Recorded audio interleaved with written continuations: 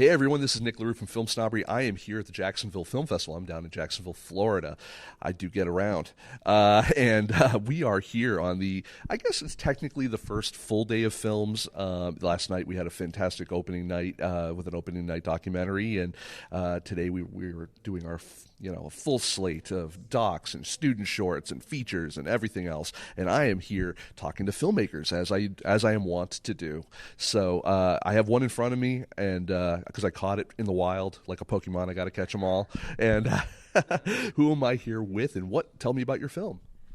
So my name is Tracy Whipple, and this is actually my second year here at the Film Festival here in Jacksonville. My partner and I made a short fiction that we had here last year, and we loved it so much we said, let's make another film.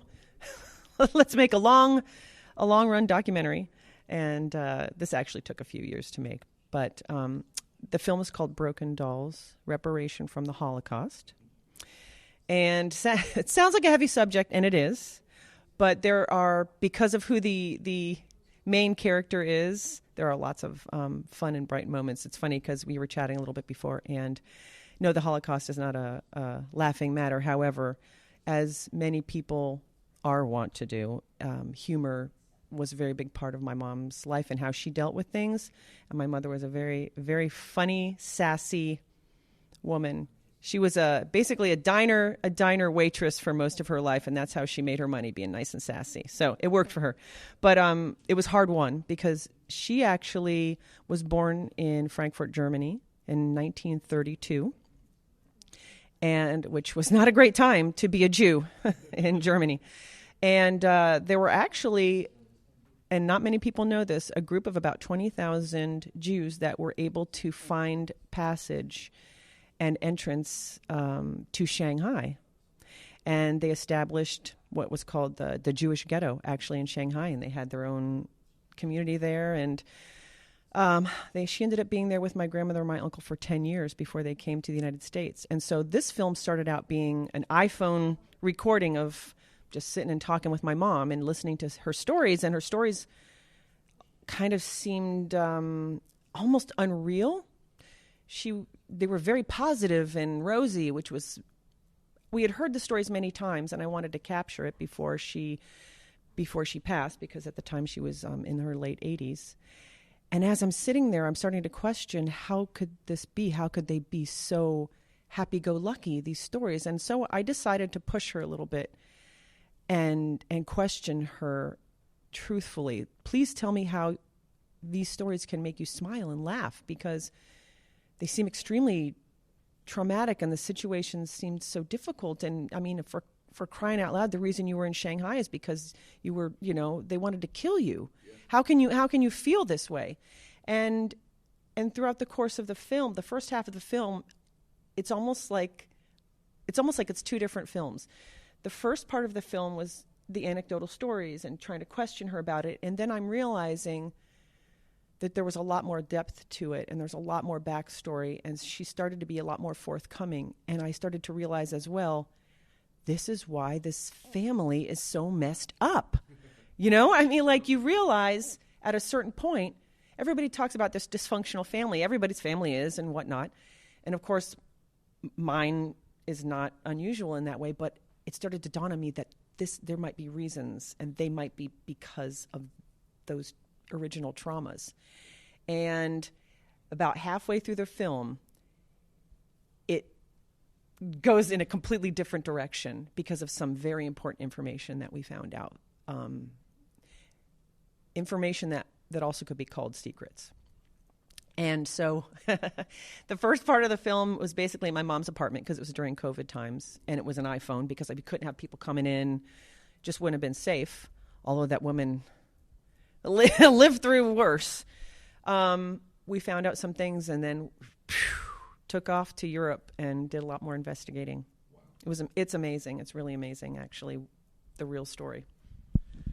Did you get an opportunity to some degree follow the same path that your mom did from Frankfurt, Germany to Italy to Shanghai and all that kind of stuff, and kind of get an idea of what that journey would have been like? So because during that time, strangely enough, a lot of times very fastidious records were kept by the Nazi regime. If they took property, they would document the property.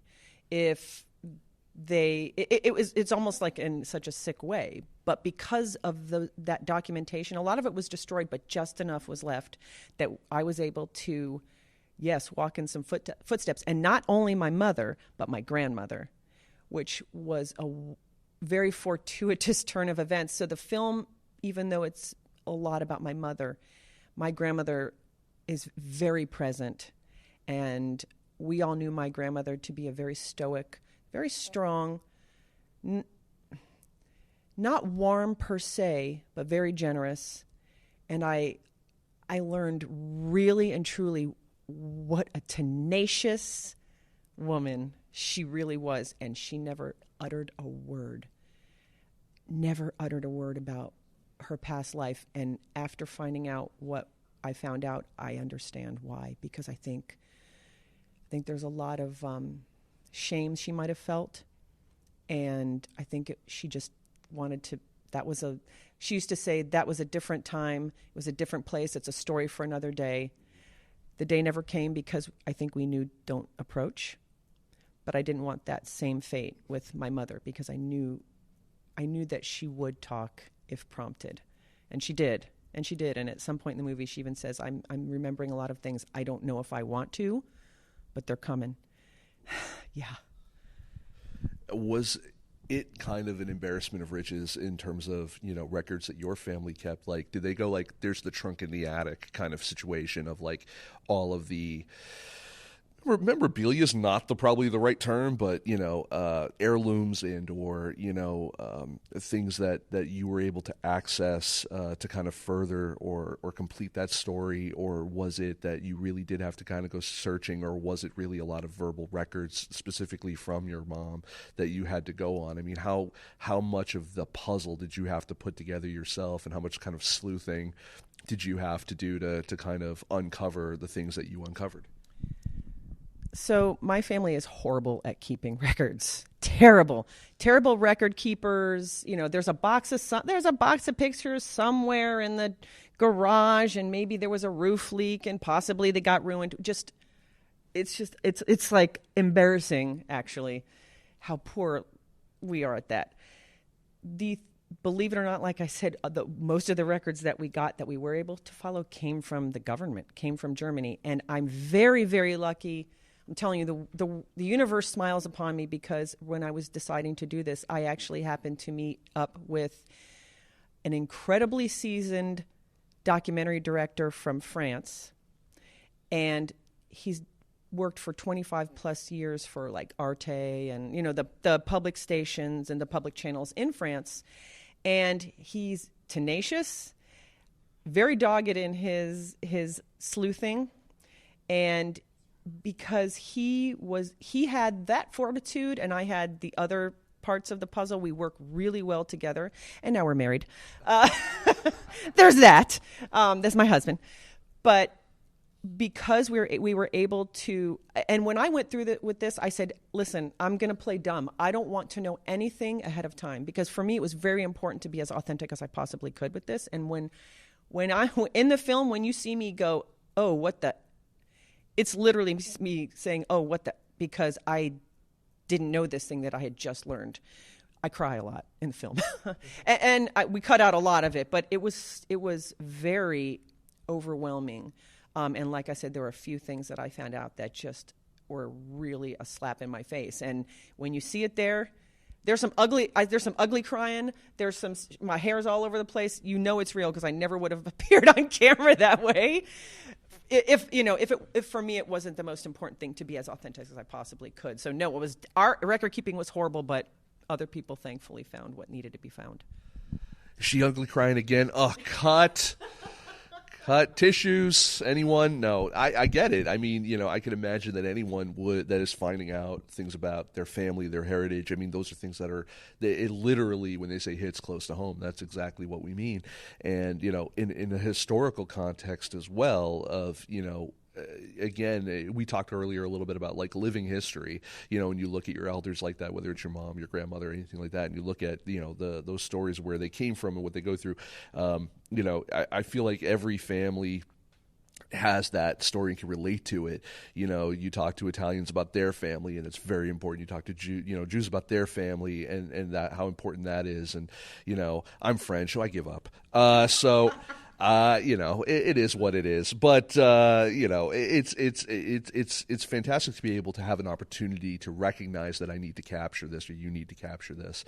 So that's great. I mean, was there anything in the documentary that you felt you weren't able to complete fully, that even still after the movie's done, you're like, I might still kind of pursue this even just on my own? Yes, and it's like, how do I say that without really opening the box? Yes, we had a couple of things that my mom said. The way she would say them, it was almost like, how do I put this? She would say something and almost backtrack, thinking that she maybe said too much. And because of my respect for her, and I kind of felt, all right, I don't need to poke anymore at this. She obviously might be a little too close to home for her.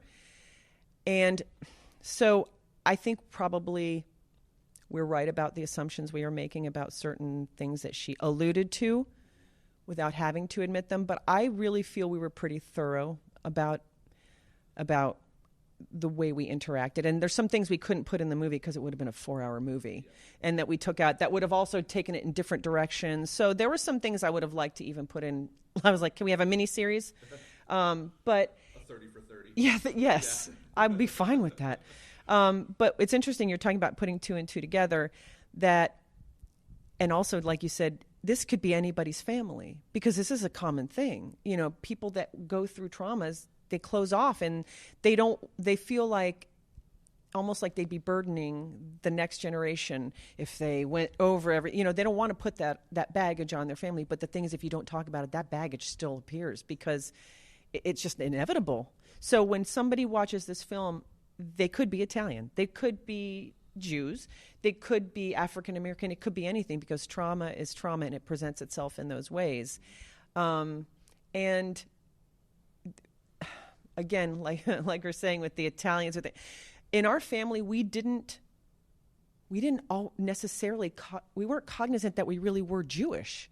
It was like, yes, everything was right there, but we weren't observant, and little bits and pieces here and there. And as my mom says in the film, she says, I'm more Jewish now than I ever have been.